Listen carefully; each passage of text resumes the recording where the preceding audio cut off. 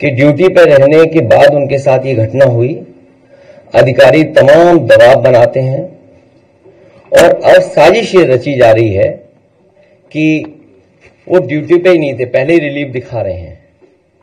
और जिस स्कूल में वो जिस जगह पढ़ा रहे थे उस संस्था पर भी, वहां पर भी दबाव बनाया जा रहा है और कहा जा रहा है कि आप कह दीजिए बीमार हैं पहले से ही। समाजवादी पार्टी की पहले दिन से ही मांग हुई है कि पहले तो इस तरह का वर्क प्रेशर न क्रिएट किया जाए उनके ऊपर, क्योंकि बहुत जिम्मेदारी का काम है, बहुत सावधानी से काम करना है और बहुत सेंसिटिव इशू है। क्योंकि एक बार फॉर्म गलत हो गया, रिजेक्ट हो गया और वोट नहीं बना आपका, तो आपको फुल सर्कल और पूरे कागजों के साथ फिर घूमना पड़ेगा आपको। तो ये जो एसआईआर है, आखिरकार बीजेपी जल्दीबाजी में क्यों है? चुनाव आयोग और भारतीय जनता पार्टी दोनों मिले हुए हैं और उसका परिणाम यह है कि ये जल्दीबाजी क्यों कर रहे हैं।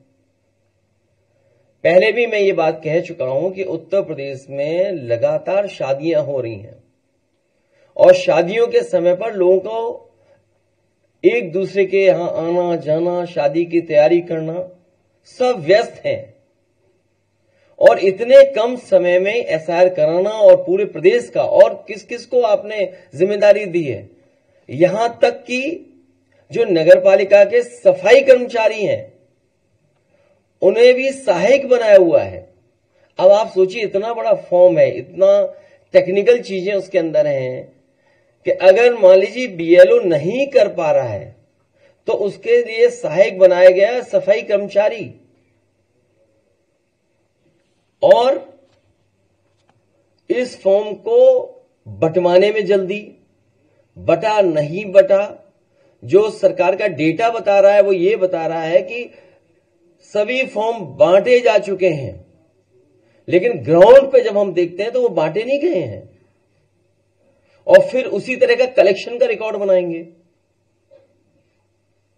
ये सोची समझी रणनीति, साजिश, षड्यंत्र है कि बाबा साहब भीमराव अम्बेडकर जी के दिए हुए संविधान के तहत जो हमें वोट डालने का अधिकार है, उस अधिकार को छीनने की तैयारी है। एसआईआर के बहाने वोट डालने का अधिकार छीन रहे हैं, आरक्षण छीनेंगे, आपकी पहचान छीनेंगे, आपके ऊपर उल्टे सीधे दबाव बनाएंगे। जब सरकार के लोग इसी बात पे दबाव बना रहे हैं कि वो ड्यूटी पे ही नहीं थे, पहले से ही बीमार थे।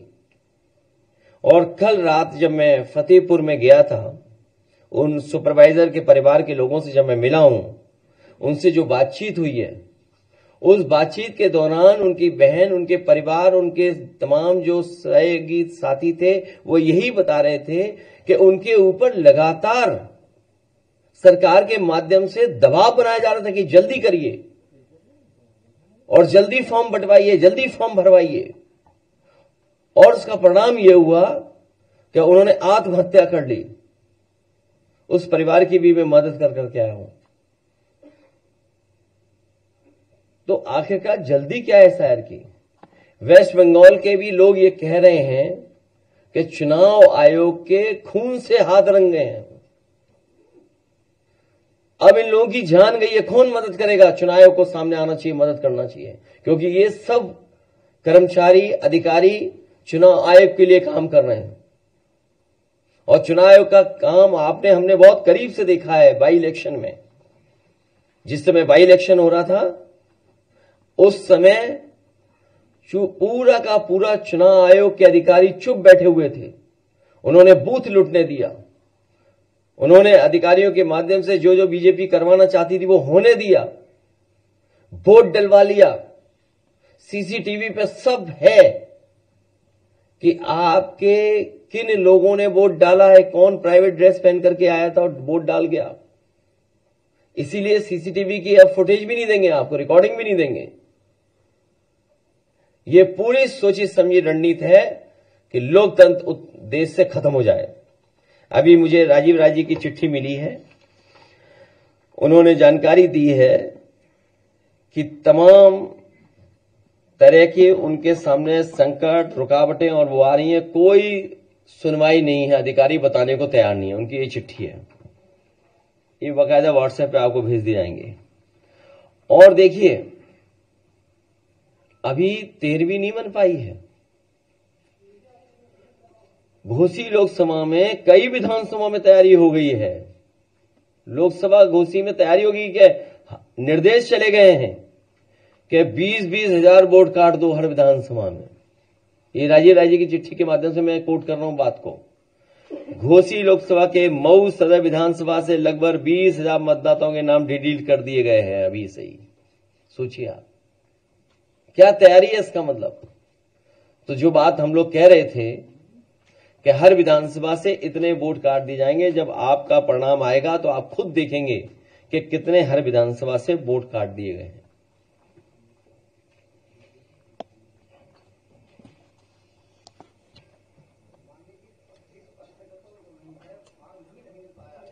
नहीं, वही तो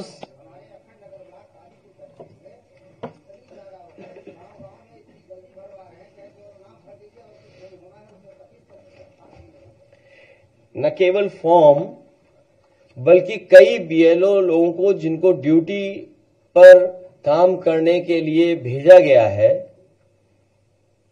वो लोग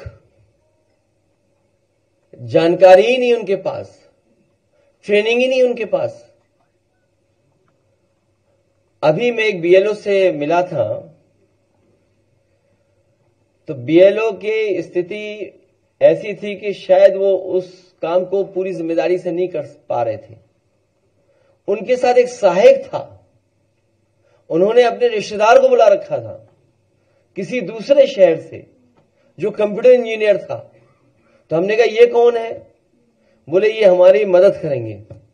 अब आप सोचिए, स्थिति है कि बहुत सारे बीएलओ, एक तो जानकारी नहीं है, जल्दीबाजी है, और अगर जानकारी भी है तो दबाव बना रहे हैं उस पर, और जानकारी नहीं है अगर तो किसी न किसी से मदद लेकर के काम चला रहे हैं। तो आखिर इलेक्शन कमीशन क्या चाहता है, क्या करना चाहता है? और अभी जानकारी मिली है कि अभी जो वेबसाइट है उनकी, उससे किसी की भी जानकारी आप ले सकते हैं। आप जो जानकारी दे रहे हैं वो कोई भी जानकारी निकाल सकता है। जो फॉर्म भर करके हैं उसके अंदर, तो कोई भी अगर चाहेगा तो वो जानकारी ले सकता है। मोबाइल नंबर मिल जाएगा किसी का भी। और बीजेपी क्योंकि संसाधन में मजबूत पार्टी है, तो उन्होंने तो एक कंपनी हायर कर रखी है, नोएडा की कोई कंपनी है, वो उनका डिजिटल काम देख रही है, पूरा डिजिटल वोटर लिस्ट। आपको किस विधानसभा की पीडीएफ कॉपी चाहिए, वो तुरंत आपको कॉपी दे देगा। अब ये जो डिटेल है मैं आपको भेज रहा हूं, स्क्रीन पे लगवा देता हूं मैं। कोई भी इलेक्शन कमीशन से की वेबसाइट पे जाकर के ये डिटेल निकलवा सकता है किसी के भी। तो अगर ये डिटेल निकल रहे हैं तो सोचिए, कोई भी निकाल सकता है डिटेल। इसका मतलब बीजेपी सबका डेटा इकट्ठा कर रही है, हर बूथ का मोबाइल नंबर भी इकट्ठा कर रहे होंगे लोग। तो ये तो सवाल है कि देखिए पूरा निकला, जबकि वोट तो हमारा किसी को पता भी नहीं होना चाहिए। सीक्रेट बैलेट इसीलिए बोला गया है। ये तो वोट की पूरी जानकारी आप देखिए, पूरा जानकारी निकाल सकते हैं आप। मोबाइल नंबर भी आपका किसी का भी आ जाएगा। तो ये क्या कर रहे हैं इलेक्शन कमीशन वाले लोग? अभी मैं स्क्रीन पे लगवा रहा हूं, इसकी just run through in the screen. अरे रुक जाओ एक मिनट, है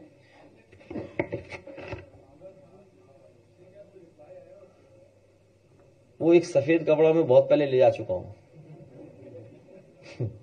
जब बाई इलेक्शन हुआ था, आपने तो देखा था बाई इलेक्शन, वो मैं बहुत पहले ले जा चुका हूं। तो ये दुख की बात है। यही तो संविधान की धज्जियां उड़ रही हैं, यही तो संविधान को नहीं मान रहे हैं। और देखिए, संविधान के प्रेम्बल को पढ़ रहे थे, पहला शब्द सोशलिस्ट है, सेकुलरिस्ट है। Socialist secular country. आप बताओ सोशलिस्ट कहां से हैं बीजेपी वाले? सोशलिस्ट है बीजेपी वाले, ये कैपिटलिस्ट है। सेकुलर पढ़ रहे थे, क्या ये सेकुलर है? ये कम्युनल लोग हैं, ये डेमोक्रेटिक हैं क्या? तीनों हमारे जो सिद्धांत हैं उन तीनों का हनन कर रहे हैं ये लोग बैठकर, और प्रेम्बल पढ़ रहे थे। सोचिए आप, संविधान की जानकारी देते देते माफिया बोल लेते दूसरे लोगों को। वो पार्ट 2 में है, प्रेस पार्ट 2। अभी रुक जाओ, पहले एसआईआर का दिखा दो। क्या हुआ? नहीं उसमें भेजा मैंने तुम्हें, किसी और को पे चला गया क्या? नहीं वो नेट तुम लोग सब आप लोग यूज कर रहे हो ना नेट, एक ही। ये बीजेपी वाले करवाते हैं, जब भी प्रेस होती है सर्वर स्लो करा देते हैं हमारा। हाँ नहीं, और किसी का अपलोड नहीं हो रहा है, रो रहे हैं, रातों रात जग रहे हैं। ये तो आप तो अच्छे प्रोफेशन में हो, प्रेस में आजादी है थोड़ी बहुत। अगर आप बीएलओ होते तो अभी पता लग जाता आपको, तो अच्छा रहता। तो सही हो जाते। इतनी परेशानी है आजकल।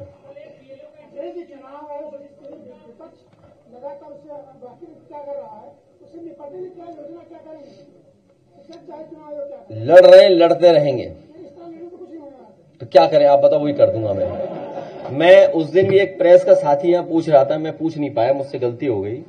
जो आप कहोगे वो कर दूंगा, अभी कर दूंगा। बताओ आप तो रोड पे आ जाए, चलेंगे रोड पे, पहले लोकसभा में फिर रोड पर।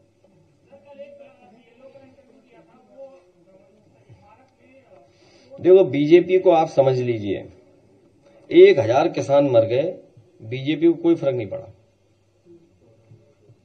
1000 किसानों ने की जान गई, 1000 किसानों की जान गई।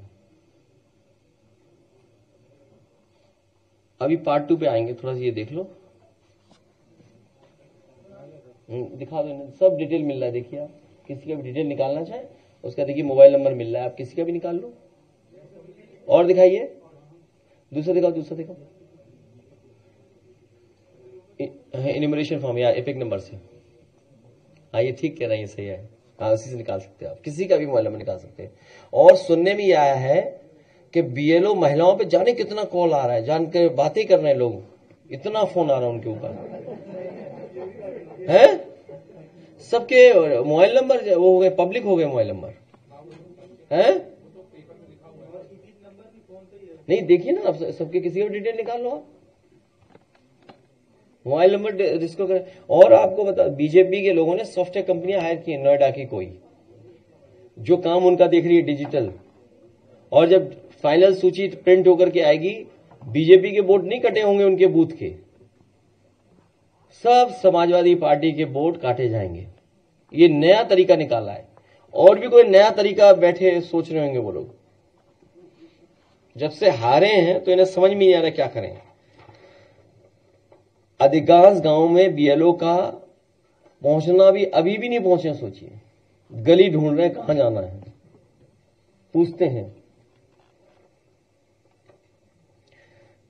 अच्छा, जो गांव पहुंच भी जाते हैं तो उन पर फॉर्म नहीं है कहीं पर, वो कहते हैं हम बांट चुके हैं फॉर्म,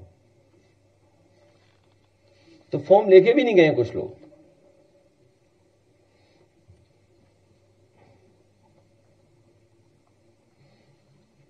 ये शिकायतें हम लोग लगातार कर रहे हैं। लोकसभा शुरू होने जा रही है, उसमें भी हम लोग इन बातों को रखेंगे। सभी और पॉलिटिकल पार्टीज के लोगों से बात करके, चर्चा करके आगे की रणनीति क्या हो, उस दिशा में हम लोग काम करेंगे।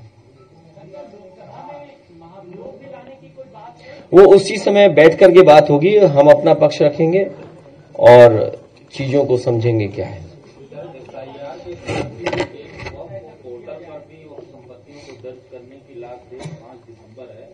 उसमें भी बड़ा मार्ग मचा हुआ है, तो वोट काम नहीं कर रहा है, लोगों को कागज भी नहीं मिल रहे हैं। और अभी उत्तर प्रदेश में जो 1.25 लाख वक्त संपत्ति है, उसमें से कुछ ही हजार वक्त संपत्तियों का भूमि पोर्टल पे दर्ज हुआ है। जो वक्त संपत्ति दर्ज नहीं होगा उसको वक्त से बाहर कर दिया जाएगा। जहां भी इनको परेशान करना है तो ये इंटरनेट को स्लो कर दे रहे हैं। वहां तो चल ही नहीं रही वेबसाइट, तो इसीलिए नहीं चल रही है क्योंकि उन्हें परेशान करना है, इसलिए इंटरनेट उनका स्लो हो रहा है। जो सर 2 महीने से वो है, लेकिन चार्ज किए हैं वो कोर्ट में बैठे ही नहीं है, वो बीजेपी से। हाँ तो ये इसलिए हमारा सबसे निवेदन है कि इस भारतीय जनता पार्टी को हटाइए। ठीक है, आज हम प्रेस नोट में चले जाइए, ये बात भी बात, ठीक है, ये हटा दो आप। Part 2, Bharatiya Janata party माफियाजीवी party है, माफियाजीवी है। भाजपा में इनकाउंटर माफिया, भाजपा में कफ सिरप माफिया, भाजपा में नीट माफिया, भाजपा में स्क्रैप माफिया, भाजपा में थाना के लिए वसूली माफिया,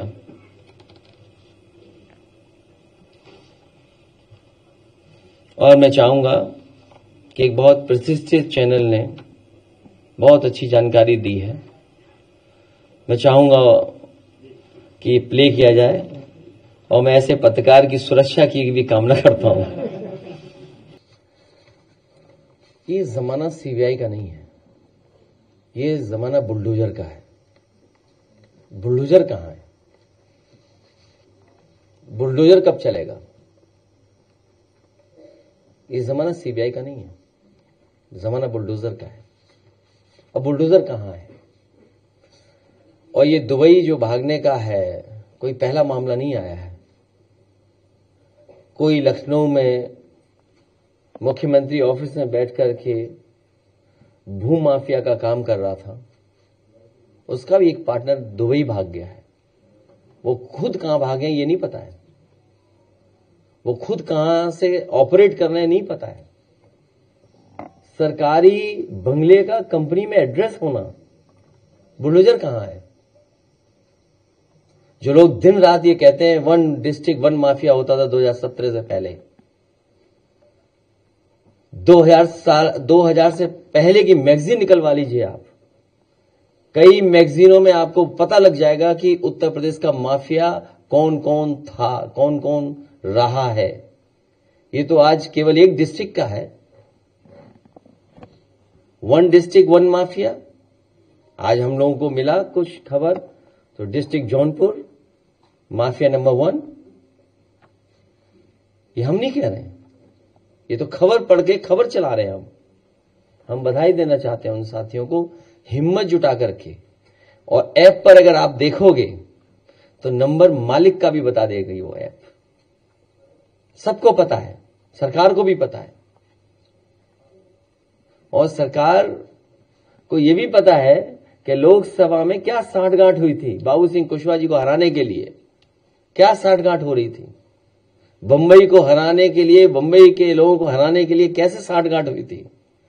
जो बंबई से चले गए हार करके, उनसे पूछिए कि उन्हें चुनाव में हराने के लिए क्या क्या साठगांठ हुई थी और किससे साठगांठ हुई थी, की गई थी। उन यहां के मुख्यमंत्री हो, डिप्टी सीएम हो, क्या कहते हैं कि 2017 से पहले 1 डिस्ट्रिक्ट 1 माफिया था। उन्हें होश ही नहीं है कि एक्सप्रेसवे बने हैं, उन्हें होश ही नहीं है कि रिवर फ्रंट बने, न जाने कितना डेवलपमेंट हुआ है।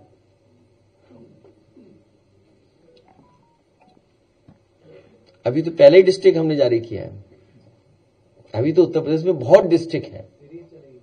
वो देखिए ना क्या लिखा है, दिखाओ इनको, दोबारा दिखाओ, दोबारा दिखाइए, स्क्रीन पे लाइए वो चीज।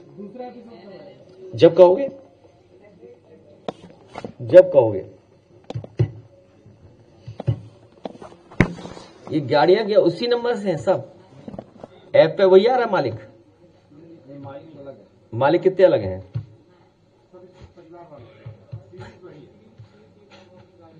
है 3 करोड़ की। कौन सी है 3 करोड़ की? नहीं, 3 करोड़ की लैंड। हाँ, अरे तू गरीब आदमी है, तू बैठ जा भाई, तेरे पे कोई मतलब नहीं है। यहाँ माफियाओं की बात हो रही भाई। हाँ वो तो भी काहे की।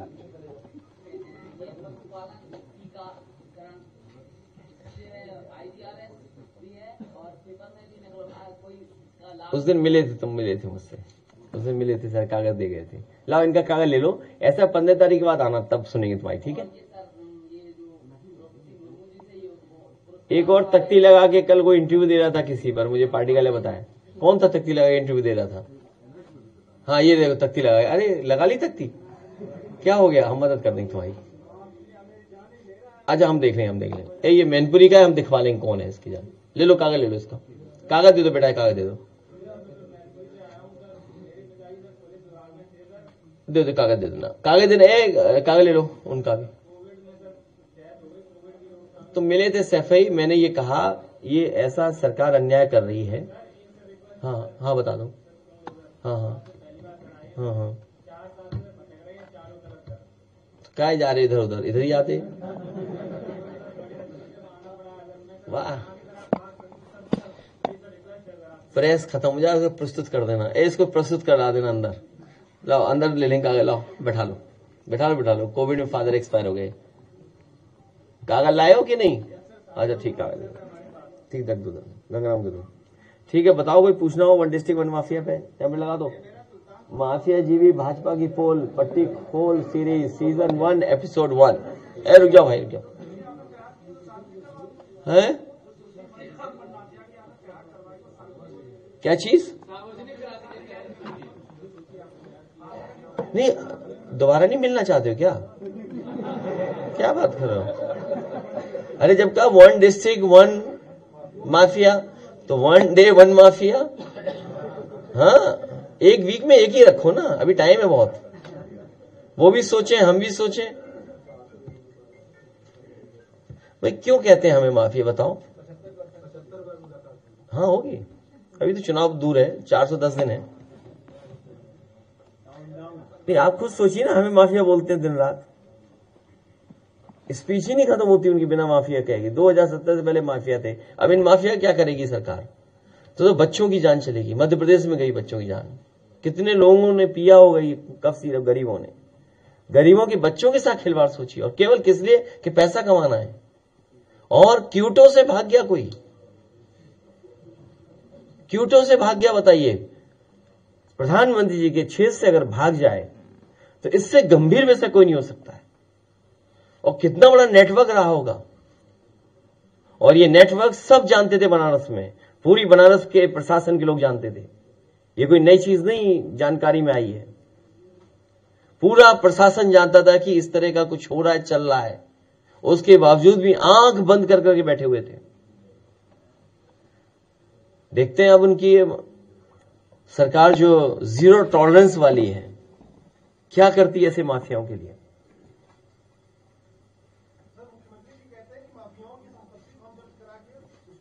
और मुख्यमंत्री की कौन संपत्ति जब्त करेगा? नहीं माफियाओं की कौन कब्जा करेगा? करे कोई, वो तो मुआवजा ले लेते हैं अपनी जमीन का, सबसे ज्यादा मुआवजा लिया उन्होंने। उत्तर प्रदेश में इतना तो मुआवजा किसी को नहीं मिला होगा जितना मुख्यमंत्री जी ने खुद लिया है। तो आप मुआवजा ले लो अपनी जमीन का। उसकी एक तिरंगा रैली बनारस में आयोजित किया गया था, उसने किया था सोहम जायसवाल ने, मेरी डिटेल जानकारी में नहीं है मेरे। तो उसमें प्रमुख अतिथि थे नीलकंठ तिवारी, जो बनारस दक्षिण के विधायक है भाजपा के, और पूर्व देखिए वो विधायक चुनाव जीतने के लिए दाल मंडी को चौड़ा कर रहे हैं, इसलिए मैंने कहा वो पॉलिटिकल डिमोलिशन था। ये पॉलिटिकल, आप किसी को राहत नहीं दे रहे हैं, कोई सॉल्यूशन नहीं दे रहे हैं, आप उसका पॉलिटिकल लाभ लेना चाहते हैं, पॉलिटिकल डिमोलिशन के लिए कर रहे हैं काम। तो उससे किन किन लोगों के जुड़े होंगे? हमारे पत्रकार साथी ने बताया ना कि न जाने कितनों के तार जुड़े हैं उससे, और कितना बड़ा कारोबार, ये 100 करोड़ का कारोबार नहीं है, इससे बड़ा कारोबार है। ये तो एक ही जिले का बताया, कल कानपुर गए थे, कानपुर का सोचे क्लीन चिट दे दी।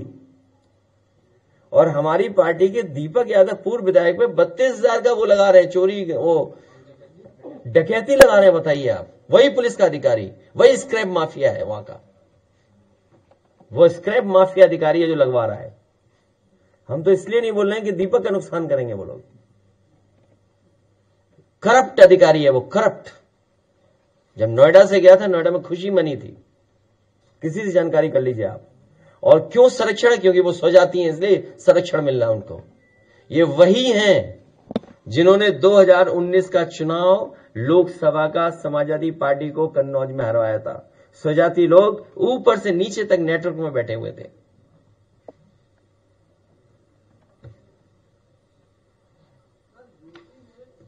बहराइच में भेड़िए ने एक बार फिर हमला किया है और एक बच्चे का दोनों हाथ की हथेली खा गया और बच्चे को जब लखनऊ में किया गया तो क्या करें इसके लिए? सरकार, मुख्यमंत्री खुद देख रहे हैं इन कामों को, मुख्यमंत्री जी खुद ही देख रहे हैं, उसमें अब हम क्या कर सकते हैं? सर, एक लेटर वायरल हो रहा है, उसमें कहा जा रहा है कि जो समितियों की बैठक होगी उसमें प्रमुख सचिव नहीं जाएंगे। माफिया की बात करनी तो करो, माफिया में पूछो सवाल कोई।